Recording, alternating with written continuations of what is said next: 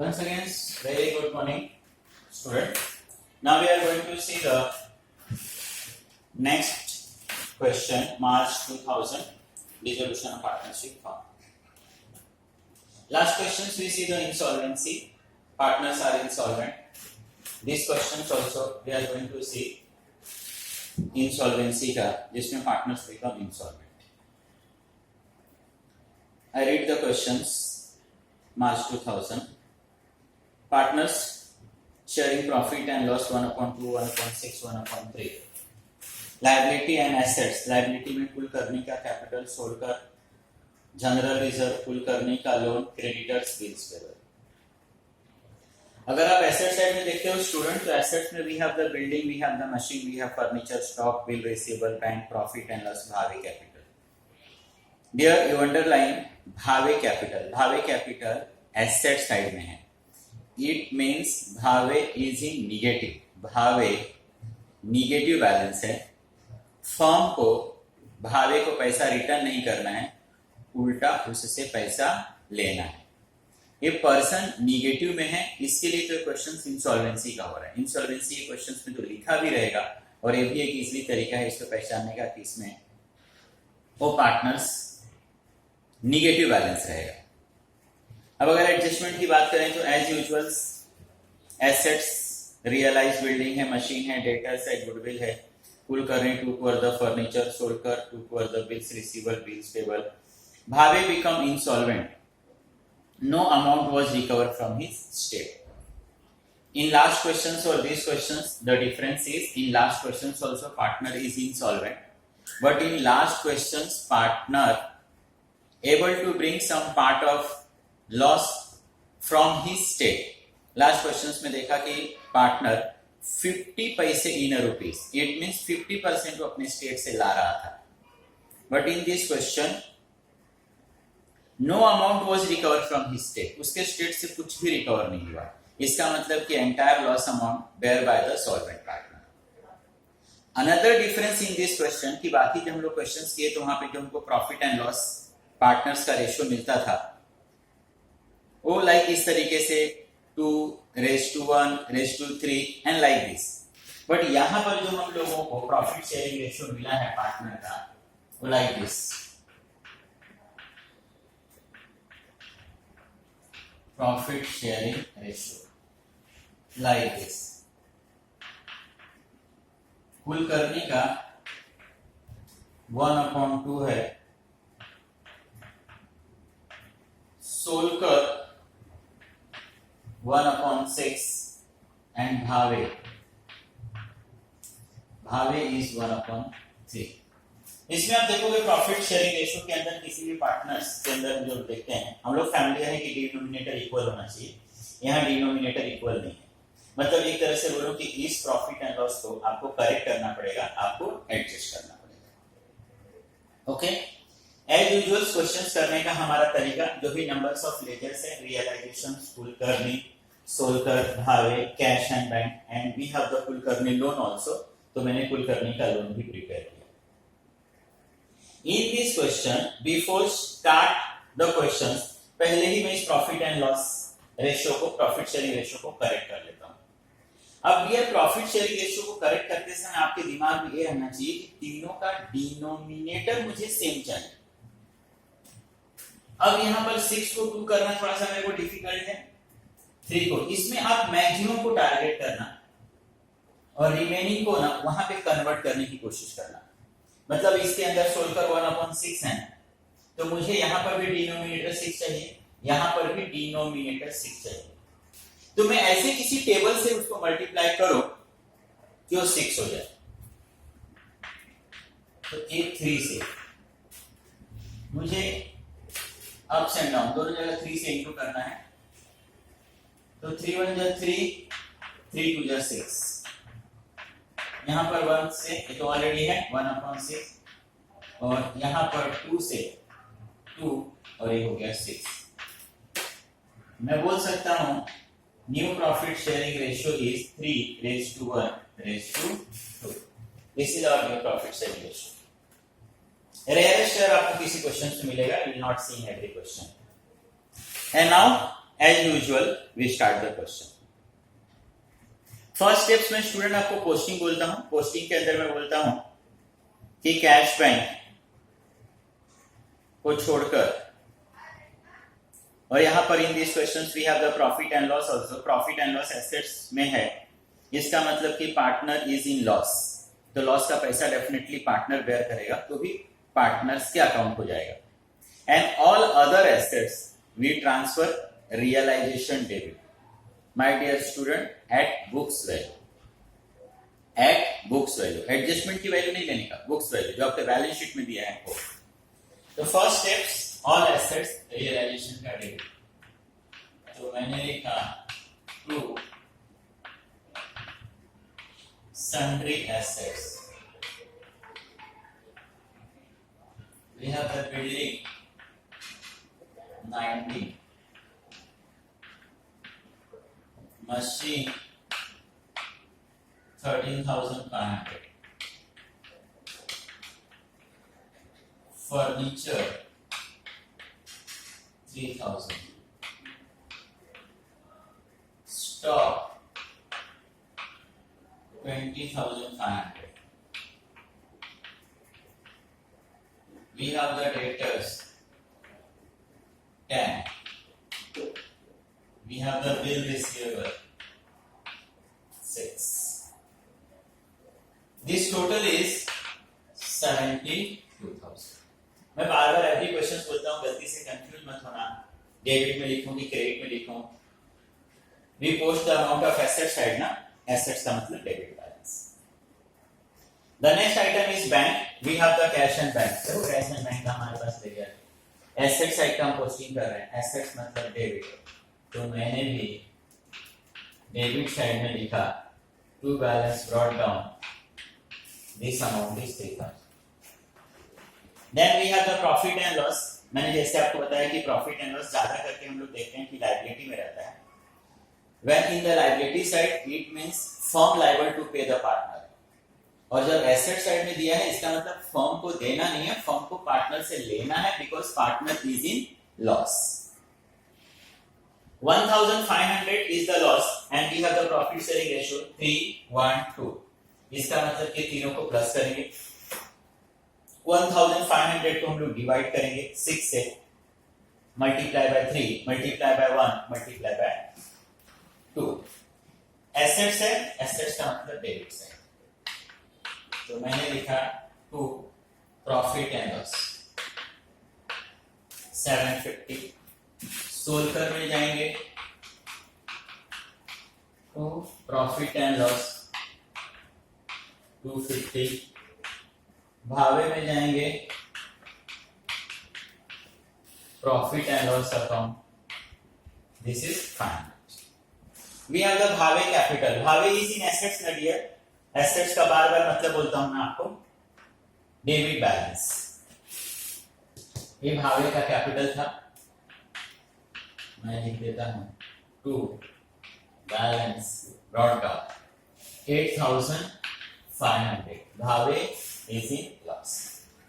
My dear student, we complete the asset side का posting. Assets का posting हम लोगों ने complete किया। Now we see the liability. Liability side के posting के लिए भी मैं बोलता हूँ कि partners capital and reserve छोड़कर external liability we transfer to realization का credit side। तो देखते हैं, first is the Kulkarni capital, Solkar capital. Once again I repeat, you don't confuse अरे ऐसे डेबिट में लिखूं कि क्रेडिट साइड में लिखूं। लायबिलिटी का पोस्टिंग कर रहे हो ना, लायबिलिटी मींस क्रेडिट साइड। तो first one is the Kulkarni. मैं भी कुलकर्णी के अकाउंट में गया, मैंने कुलकर्णी को बता दिया सी कुलकर्णी योर 24,000, आपका 24,000 फॉर्म में है। सोलकर को जाके बोला Solkar your balance is 21,500। Then we have the general reserve. मैंने बार बार रिपीट किया कि general reserve means when the firm are on profit they keep some part of profit as a reserve. Future के लिए उन्होंने रिजर्व में पैसा रखा है and now they are going to shut down the business. तो definitely this reserve they divide among themselves, आपस में डिवाइड कर लेंगे. In every question I repeat 12,000 once again profit sharing ratio 3:1:2. So we divide by the 6 12,000 को we get the 2,000 rupees. 2,000 into 3, 2,000 into 1, 2,000 into 2. Then liability मतलब credit side. तो फिर से general reserve amount is 6,000. Here general reserve amount is 2,000 and Harvey general reserve amount is 4,000. Then we have the Kulkarni loan. कोई issue नहीं है. सी एक Kulkarni loan liability मतलब credit. Buy balance brought down. Yes. And this amount is 7,500. Then creditors and bills payable. Creditors and bills payable. By sundry liability. And this sundry liability is creditor 12,500. Bills payable 7,500. And this amount is 20,000 rupees. So here we complete the posting. मैं यहाँ बोल सकता हूँ कि first steps finished. Now see the second one. On the above date form was dissolved. मैंने बार बार बताया कि डिसॉल्व मतलब shut down and assets realize. Realize का मतलब बिजनेस को बंद करना और बंद करके जो रियलाइज का मतलब है सेल करके पैसे लेना. तो when we sell the assets my dear student cash will come. Entry होगा cash and bank account debit to assets. ऐसा एंट्री होना चाहिए. बट मैं बार बार बोल रहा हूं कि मैंने एसेट्स किसको दे दिया है रियलाइजेशन को. तो मैं एंट्री करता हूं cash bank account debit to realisation. To realisation. To का मतलब credit side. Cash bank building and this building is 18,000. Machinery 12,000. Debtors 5,000. And this goodwill 900. 35,900. Cash and bank to realization. मैंने रियलाइजेशन में entry किया. Cash and bank भी करना बाकी है. Cash and bank debit. तो मैं कैश एंड बैंक के डेबिट में जाता हूं और वहां जाके लिखता हूं realization. This is 35,900.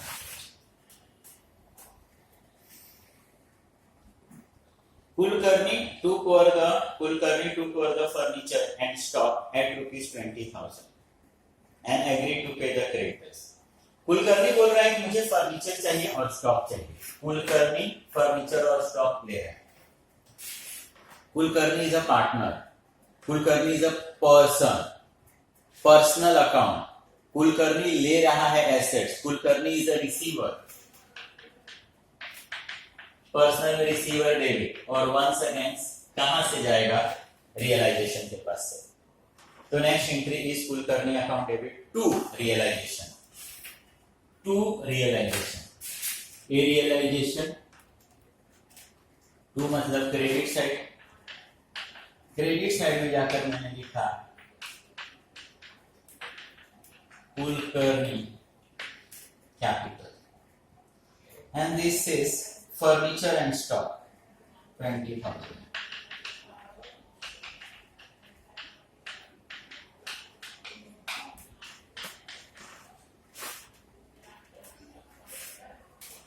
Kulkarni account debit to realization, realization मैंने लिख दिया, नाउ इन कुलकर्णी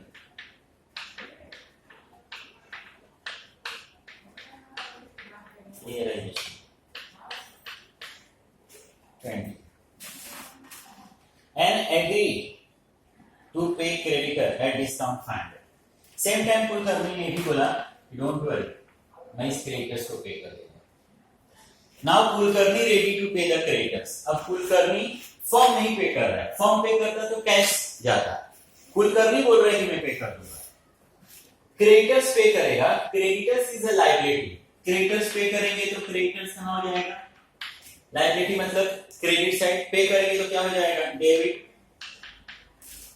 और मैं बोल रहा हूं कि एंट्री होना चाहिए था creditors account debit to Kulkarni, creditors account debit to Kulkarni, लेकिन क्रेडिटर्स मैंने किसको लेके रखा था, रियलाइजेशन को, तो एंट्री हो गया realization account debit to Kulkarni, realization account debit to Kulkarni capital. Creditors, creditors is 12,500, question में दिया 500 discount 12,000. Realization account debit to Kulkarni, to Kulkarni, to मतलब क्रेडिट, एक कुलकर्णी एक credit by realization 12,000. Solkar took over bill receivable 5,200 and paid the bills payable. Solkar बोल रहा है कि मैं बिल रिसीवेबल मुझे चाहिए और सेम टाइम वो बोल रहा है कि मैं बिल्स पेबल का पैसा दूंगा. Now who is a giver, Solkar is a giver, Solkar नाम पर्सनल गिवर क्रेडिट. किस चीज को पे करने वाला है, बिल्स पेबल.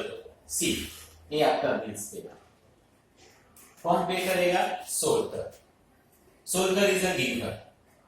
तो नेक्स्ट एंट्री हो जाएगा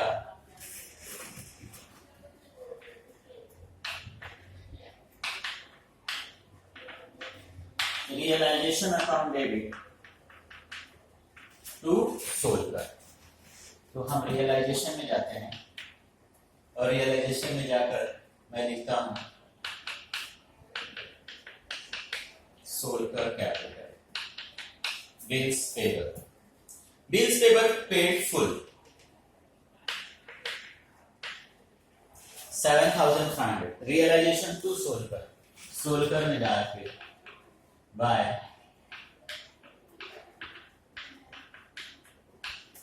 realisation 7,500. Solkar will pay the bill receivable, but at the same time bill payable, but at the same time वो किसको लेने वाला है, बिल रिसीवेबल को. अब सोलकर बिल रिसीवेबल लेगा, सोलकर को बिल रिसीवेबल चाहिए,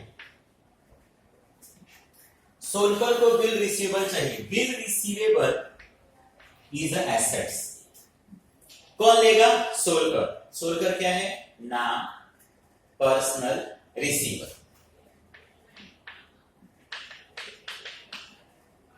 किसके पास से जाएगा, रियलाइजेशन. तो Solkar account debit to realisation, to realisation, ये realisation bye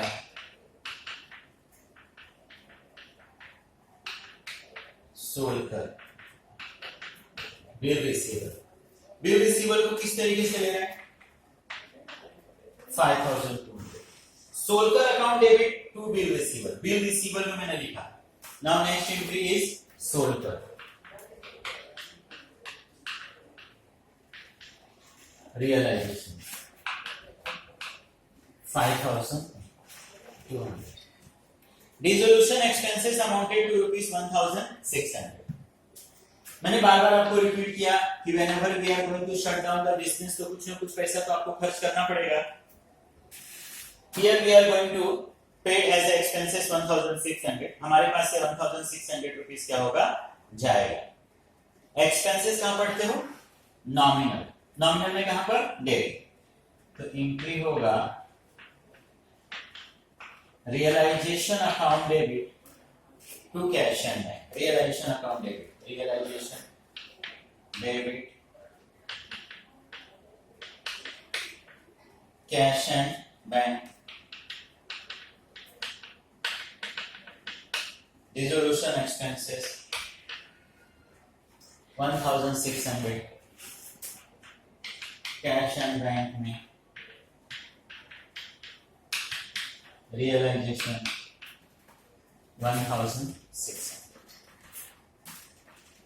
Bhavi becoming solvent, no amount was recovered from his state. Now questions finish. Reading finish. मैंने बताया कि when you finish the questions, in every questions आपको ये check करना है कि whether we pay the liability or not. और अगर पार्टनर्स का लोन है तो पार्टनर्स का लोन हमने पेड किया कि नहीं किया. तो पहला पार्टनर्स लोन में देख लेता हूं. कुलकर्णी लोन है. This Kulkarni loan is 7500. तो कुलकर्णी का लोन है 7500 रुपीज. पूरे क्वेश्चंस में इसके लिए कोई इंफॉर्मेशन नहीं था, तो डेफिनेटली फर्म को, बिजनेस को ये लोन क्या करना पड़ेगा, पेड करना पड़ेगा. फर्म के पास से कैश जाएगा, cash is a real, goes out, credit. Kulkarni loan A liability है, एक क्रेडिट है, इसको हम पे करेंगे तो क्या हो जाएगा, डेबिट. तो entry is Kulkarni loan account debit to cash and bank. तो कुलकर्णी के लोन में cash and bank 7500. Kulkarni loan account debit to cash and bank. Kulkarni loan में लिखा. Next one is the cash and bank. Cash जाने वाला है ना, Kulkarni loan 7500. We are going to close the account. When we close, मैंने बताया कि first we see whether we pay on liability or not external liability. So liability में we have the creditors and bills payable, and in these questions already we pay the creditors and bills payable. Creditors and bills payable को हम लोगों ने already क्या कर दिया, paid कर दिया. So we pay the liability. So now we find the balancing figure. 93,100. 93,100. 12,000 is the loss. आपका अगर डेबिट साइड बड़ा होता है तो debit is expense and losses ना. आपका एक्सपेंस ज्यादा है, इनकम कम है, इट मींस लॉस. 12,000 रुपीज का लॉस हुआ. और ये लॉस किसको बेयर करना पड़ेगा, डेफिनेटली पार्टनर को. By loss transfer to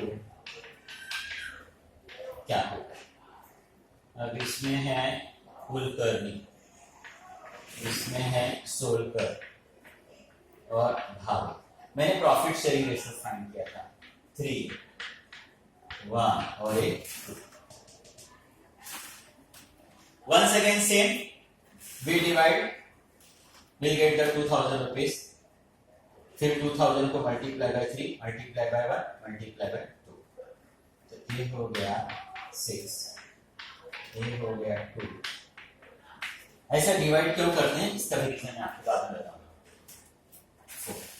realisation के क्रेडिट साइड में हम लोगों को बैलेंसिंग फिगर मिला, कुलकर्णी के लिए, सोलकर के लिए, भावे के लिए. रियलाइजेशन के क्रेडिट तो पार्टनर्स में definitely debit.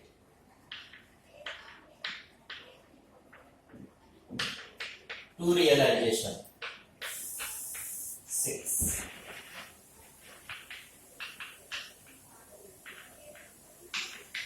To realisation loss 2. To realisation loss 4. Student remember, अगर एक इंसॉल्वेंसी का क्वेश्चंस नहीं रहता तो serially we close the partners. Kulkarni close करता adjust by cash and bank, Solkar close करता cash and bank, Bhave close करता cash and bank, and finally cash bank हमारा टैली होता. बट एवरी इंसॉल्वेंसी ये क्वेश्चन में बोल रहा हूं कि क्वेश्चन सेम है, only the difference is insolvency ये क्वेश्चन में कि रियलाइजेशन को क्लोज करके प्रॉफिट एंड लॉस पार्टनर को transfer, and before you close the serially, जो पार्टनर इंसॉल्वेंट हुआ है ना पहले आप उसको क्लोज करोगे। अब रीजन, जैसे मैं इसमें इंसॉल्वेंट हुआ है भावे, कुलकर्णी को क्लोज करूं उसका पेमेंट कर दूं, सोलकर को क्लोज करूं उसका पेमेंट कर दूं, बाद में भावे को क्लोज करना मुझे मालूम पड़ा है तो लॉस में है, इसको तो घर से पैसा लाना चाहिए, and this person not able to bring the money, तो इनसे बाद में फिर पैसे मांगना मेरे लिए डिफिकल्ट होगा। तो पहले जो इंस्टॉलमेंट हुआ है first we close that person, तो उसको पहला क्लोज करेंगे। अब इसमें आपने देखा कि भावे क्लोज हुआ है 9 10 13,000 30 9,000 रुपीज का इसको क्या हो गया लॉस। मैं रिपीट कर दूं कि लास्ट क्वेश्चंस में हमने देखा था कि that person bring some amount, 50% वो घर से लाया था, बट इस क्वेश्चंस में अगेन और अगेन हम रीड कर रहे हैं, मैंने आपको बताया कि no amount recover from his state, मतलब ये बंदा अपने घर से कुछ भी लाने वाला नहीं है, एंटायर अमाउंट किसको बेयर करना पड़ेगा, रिमेनिंग पार्टनर्स को। अगर वो रहता तो पहला मैं उसका एंट्री करता 9,000 रुपीज किसको देना पड़ेगा, Kulkarni,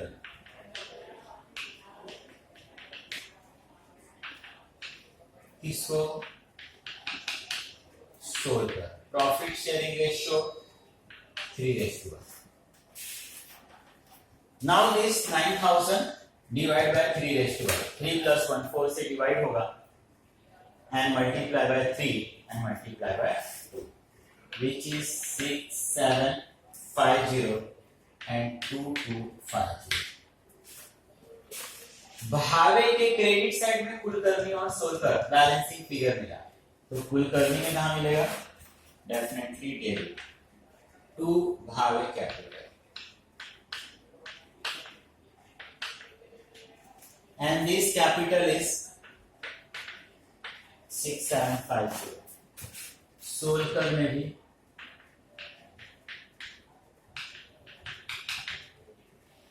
2250। Now we close the partners Kulkarni and Solkar. We'll get the balancing figure, and that balancing figure will adjust by the cash and bank.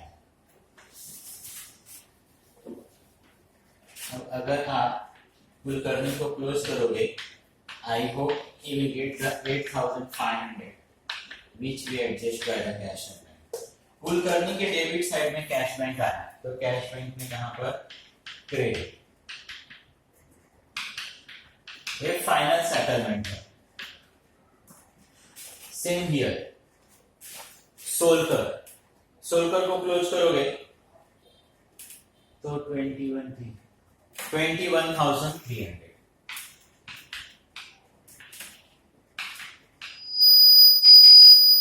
Cash bank, Solkar के डेबिट साइड में कैश बैंक, तो cash bank में credit side Solkar capital 21,300, and finally एक cash bank आपका India क्या होना चाहिए, close होना चाहिए। तो this is also one of the easiest questions. आपके पास ये सारे लेक्चर के वीडियोस हैं, मतलब अगर मैं इसमें प्लस देखूं तो जब आप लेक्चर्स बैठते हो, एक लेक्चर को एक बार आप सुनते हो, बाद में टीचर्स उसको रिपीट कर देते हैं। यहाँ प्लस पॉइंट है कि एक बार आप लेक्चर को डाउनलोड कर लो तो you can see the numbers of time. तो आप हमेशा ना पॉजिटिव चीजों को देखा करो, तो आपके पास पॉजिटिव ये है कि ये questions you can see numbers of time, या जो भी हमारे पास वीडियो जा रहा है उसको नंबर्स ऑफ टाइम आप क्या कर सकते हो, देख सकते हो। माय डियर स्टूडेंट, एक मैसेज मैंने देखा कि व्हाट्सएप पे काफी अच्छा वायरल हो रहा है, एक टीचर ने मुझे भेजा था, आप तक भी गया होगा, लेकिन सोचा मैं आपके साथ शेयर करूं। मैसेज इस तरीके से है कि एक गांव में नंबर्स ऑफ ईयर तक ना बारिश होने वाला नहीं रहता है, सूखा पड़ जाता है।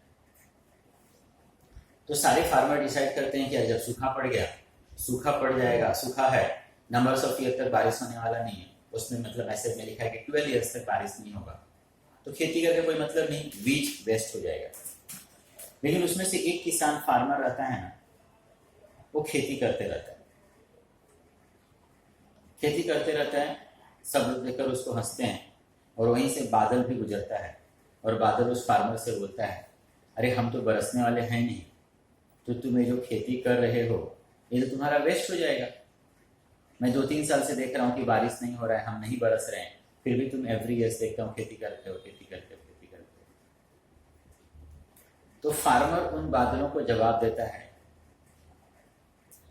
कि ये मुझे मालूम है कि आप नेक्स्ट 12 ईयर्स तक बरसने वाले नहीं हो, लेकिन मैं आपके कारण नहीं, अपने लिए खेती कर रहा हूं कि 12 ईयर के बाद ऐसा ना हो कि मैं खेती करना भूल जाऊं। बादल इस बात को सुनते हैं और उनको एहसास होता है कि हाँ, ये तो सही बोल रहे हैं। 12 साल के बाद शायद ऐसा हो कि हम बरसना भूल जाए, तो ऐसा करते हैं कि हम 2-3 साल से नहीं बरसे हैं, तो ऐसा करते हैं जरा बरस के देख लेते हैं कि हमको बरसना आता है कि नहीं आता। तो वहाँ पर वो बादल बरसने लगते हैं, और वो सारे फार्मर काफ़ी पीछे छूट जाते हैं, जो ये सोचते हैं कि 12 साल तक तो बारिश नहीं होगी, खेती नहीं होगी। और ये फार्मर उन सारे लोगों से आगे होता है जो ये सोचता है कि नहीं, मैं खेती करना ना भूल जाऊँ। तो वही आपके साथ भी है। आप भी इस लॉकडाउन के अंदर, हम एवरीडे सुनते हैं कि नहीं, ये जून तक होगा, जुलाई तक होगा, अगस्त तक होगा। तो माय डियर स्टूडेंट, लेकिन आप कंटिन्यू पढ़ो, नहीं तो ऐसा ना हो कि आप पढ़ना ही भूल जाओ। Thank you very much.